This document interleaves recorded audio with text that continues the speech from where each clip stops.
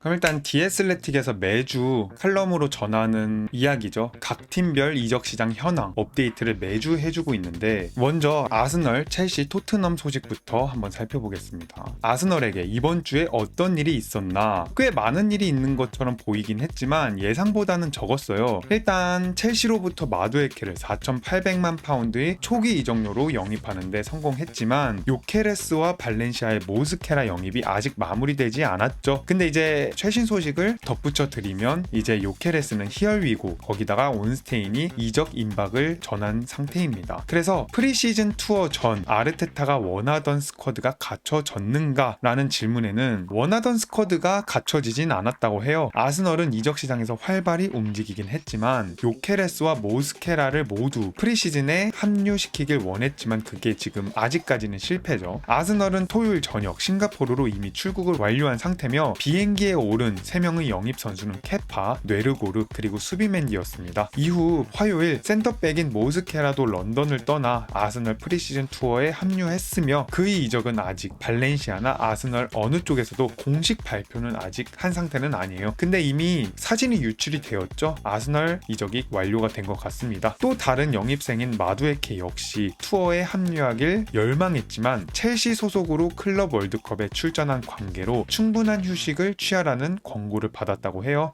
결승전에 출전하진 않았지만 거의 클럽 월드컵에서 대부분의 경기를 뛰었죠. 그리고 요케레스의 영입전에 대해서는 장기전이 되는 줄 알았으나 앞서 언급한 대로 다행히 이적이 어느 정도 성사된 것 같습니다. 아스널이 여전히 노리는 포지션 혹은 선수는 누구일까요? 적절한 조건의 거래가 가능하다면 일단 추가적인 보강이 열려있는 상황이에요. 물론 공격적인 포지션에 매몰되어 있을 가능성이 높겠죠. 일단 아직까지도 레알 마드리드의 호두리구 그리고 뉴캐슬의 앤서니 고든과 같은 퀄리티가 높은 좌측 윙어 자원들을 높이 평가하고 있습니다. 왜냐면 일단 마르티넬리와 트로사르에 대해서 믿음이 부족한 것도 있고, 트로사르는 지금 지속적으로 다른 팀과 링크가 나고 있는 상황이죠. 그리고 크리스타 팰리스의 에제에 대한 이적설도 꾸준히 나오고 있는 상황이고요. 그리고 은화네리에 대해서는 다행히 재계약을 완료한 상태입니다. 아카데미 차원에서도 보강은 계속되는데요. 아스널은 더비로부터 17세인 공격형 미드필더 데미안 아구스틴을 영입했으며, 살포드 시티와 17세 스트라이커 윌 라이트의 이적료에 대해서 합의했다고 합니다. 아직 개인 조건 협상은 마무리된 것은 아니고요. 그래서 이적 가능성이 있는 선수들을 좀 살펴보면, 일단 진첸코와 리스 넬슨은 아스널의 30인 투어 스쿼드에 포함되어 있지만 이번 이적 시장에서 판매 대상입니다. 거기다가 진첸코의 계약이 내년 여름에 만료되기 때문에 이번이 아스널이 투자금을 회수할 수 있는 마지막 기회고요. 풀럼은 지난 시즌 넬슨을 임대로 데려갔고 이번 여름 이적 시장에서도 그에게 관심을 두고 있긴 하지만, 아스널은 두 번째 임대로 보내기보다는 완전 이적으로 이적료 회수를 목표로 하고 있고요. 그리고 칼 하이는 투어 스쿼드에서 제외되었으며 이 23세인 선수는 임대 또는 완전 이적을 통한 방출을 모색 중이라고 해요. 그리고 파비우 비에이라는 클럽 월드컵 출전 후 장기 휴가를 갖고 있는 상황이면서 이 선수 또한 방출 대상으로 분류되고 있다고 합니다. 다음은 첼시 소식이죠. 이번 주에 어떤 일이 있었는지 살펴보면, 일단 두 명의 선수가 공식적으로 이적하면서 상당한 수익을 남겼어요. 골키퍼 페트로비치 2,500만 파운드로 본머스로 이적을 완료했고요. 이 선수는 2023년 1,360만 파운드로 첼시에 이적한 바 있지만 이거 이상으로 이적료 회수를 한 상태입니다. 그리고 마두에케도 아스널로 이적을 완료하면서 4,850만 파운드 초기 이적료로 이적을 했고, 옵션까지 충족을 할 경우에 5,200만 파운드까지 상승할 수 있다고 해요. 그래서 2,900만 파운드에 영입했는데 두 배는 아니지만 어느 정도 금액을 회수를 했습니다. 엄청난 성과죠. 그래서 다른 이적은 어떻게 진행되고 있나 이거를 살펴보면, 일단 은쿤쿠에 대해서 이적료를 2,200만 파운드로 인하했다고 해요. 그래서 은쿤쿠에 대해서는 프리미어리그 팀들, 이탈리아, 독일의 몇몇 팀들로부터 관심을 받고 있으며, 디애슬레틱은 이달 초에 위넨이 꾸준히 은쿤쿠에 대해서 관심을 갖고 있다고 밝힌 바 있습니다. 1월 당시 첼시는 은쿤쿠에 대해서 6,500만 파운드로 평가했지만 현재는 4,330만 파운드로 하향 조정되었습니다. 진짜 계속해서 이적료가 낮아졌죠. 그리고 주앙 펠리스 같은 경우에는 포르투갈 벤피카에 대해서 계속 관심을 받고 있으며, 첼시는 5천만 유로에 매각되길 원하고 있지만 일단 이 이적료는 다 받지 못할 것 같고요. 그리고 오늘 소식에 따르면 벤피카와 이적 협상이 어느 정도 마무리된 것처럼 보입니다. AT 마드리드, 뮌헨 그리고 프리미어리그 여러 구단들은 헤나투 베이가 영입 경쟁에 뛰어들었다고 해요. 그리고 첼시는 이 선수에 대해서 최소 4천만 유로로 이적료를 책정했다고 합니다. 그리고 스털링 지난주 프리시즌 훈련에 합류했으며 유럽 내 챔피언스리그 참가 구단 중 한 곳이 그의 영입에 관심을 보이고 있다고 해요. 첼시는 2천만 파운드의 제한이면 수용할 예정이라고 하고요. 그리고 이건 오늘 소식에 따르면 레버쿠젠이 적극적으로 관심을 보이고 있는 상황이라고 해요. 골키퍼 마이크 펜더스 그리고 수비수 마마두 사르는 스트라스부르로 시즌 임대를 떠나게 됩니다. DS 레틱은 지난 4월에 사르가 스트라스부르에서 1,400만 유로로 영입된 후 첼시에 합류했지만 이번 시즌 다시 그 팀으로 임대 복귀할 예정이라고 보도한 바 있죠. 그리고 펜더스는 스트라스부르의 새로운 주전 골키퍼로 낙점되었으며 이 두 선수 1군 경험을 쌓도록 한 후에 다시 팀 합류하면은 평가를 다시 할 것으로 보여요. 그리고 첼시가 여전히 노리고 있는 선수나 포지션은 어디일까요? 앞서 보도한 대로 첼시는 일단 라이프치히에서 뛰고 있는 사비 시몬스에 큰 관심을 보이고 있는 상황입니다. 근데 이제 아직까지 세부 사항을 계속해서 조율을 하고 있는 상황이고요. 그리고 메뉴의 가르나초 그리고 아스톤 빌라의 모건 로저스 역시 후보군에 올라와 있는 상황이에요. 그 이유가 뭐냐면 일단 기튼스 영입을 하긴 했지만 은쿤쿠는 나가는 상황이죠. 그러면 지금 윙어가 거의 없어요. 마두에케도 나간 상황이기 때문에 생각해봐도 기튼스, 네투, 파머를 오른쪽으로 쓴다면 쓰는데 그것도 공격형 미드필더에 쓸 확률이 되게 높고요. 그리고 주앙 페드로도 제 생각에는 스트라이커 주전으로 뛸 확률이 높기 때문에 양쪽 윙어를 보강을 해야 되는 건 거의 필수인 것처럼 보입니다. 그리고 아약스 수비수인 조렐 하토에 대해서도 새로운 문의를 넣긴 했지만 제 생각에는 선수 본인 자체가 출전 시간에 대해서 되게 갈망을 하고 있는 상황이기 때문에